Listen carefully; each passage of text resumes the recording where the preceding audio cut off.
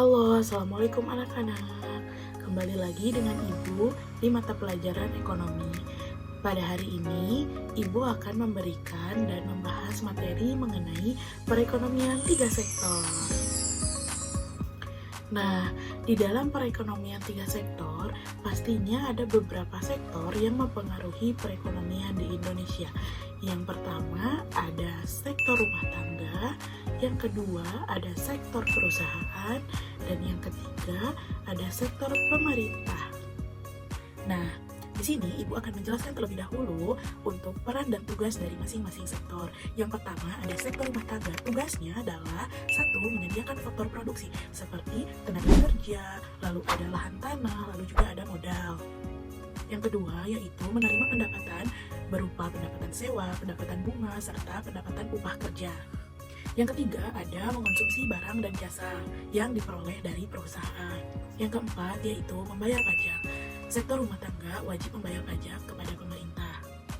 Nah, yang kedua ada sektor perusahaan. Apa saja sih tugas dan perannya dari sektor perusahaan? Yang pertama, mengolah dan menjual barang dan jasa. Yang kedua, membayar upah tenaga kerja. Yang ketiga, membayar pajak kepada pemerintah. Yang keempat, melakukan investasi supaya keuangan perusahaan dapat terus bergulir. Yang ketiga, yang terakhir, ada sektor pemerintahan. Nah, sektor pemerintahan ini adalah selaku pelaku ketiga di dalam perekonomian Indonesia. Apa saja sih tugas dan perannya? Yang pertama, melakukan atau membuat kebijakan seperti kebijakan fiskal dan moneter untuk mengontrol perekonomian yang ada di Indonesia. Yang kedua, menggunakan dan mengumpulkan pajak untuk melakukan sebuah kegiatan operasional di suatu negara.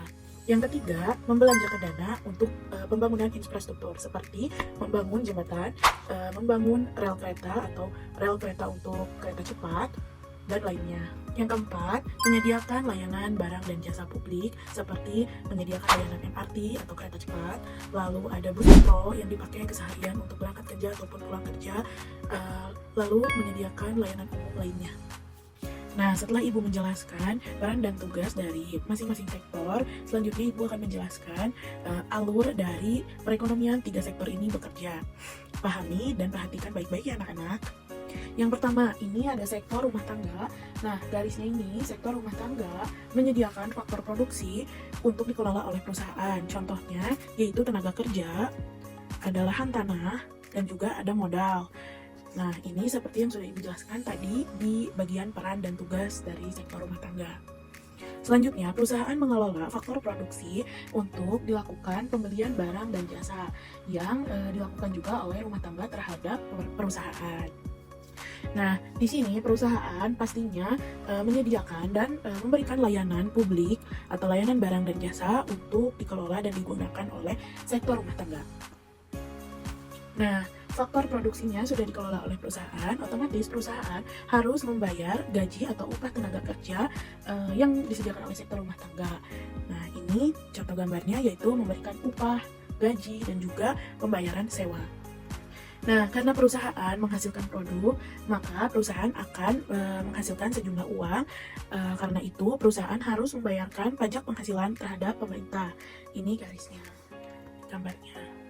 Setelah itu, pemerintah melakukan pembelian barang dan jasa terhadap perusahaan, contohnya seperti melakukan atau memenuhi kebutuhan operasional kerja untuk baju atau pembuatan baju ASN, tenaga kerja kantoran, dan sebagainya. Nah, dalam sektor rumah tangga juga pastinya membayarkan pajak perseorangannya kepada pemerintah. Ini garisnya dan ini gambarnya. Jadi, sektor rumah tangga juga wajib membayarkan pajak perseorangannya kepada pemerintah.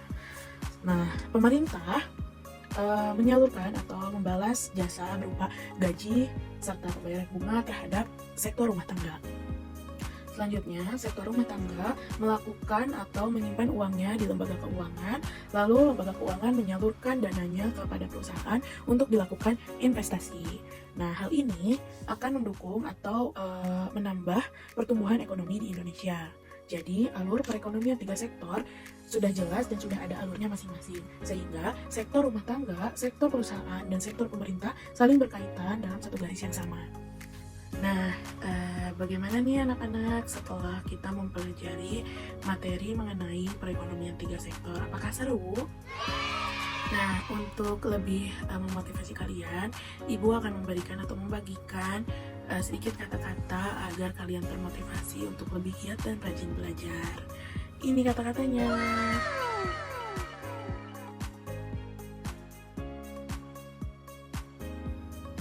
Nah, semoga dari kata-kata ini kalian dapat termotivasi untuk lebih lagi rajin belajar dan mau belajar.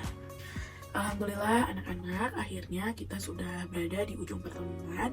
Semoga apa yang Ibu sampaikan hari ini dapat dipahami dan dipelajari lebih lanjut oleh kalian. Semoga kita bertemu di pertemuan selanjutnya dalam keadaan sehat walafiat.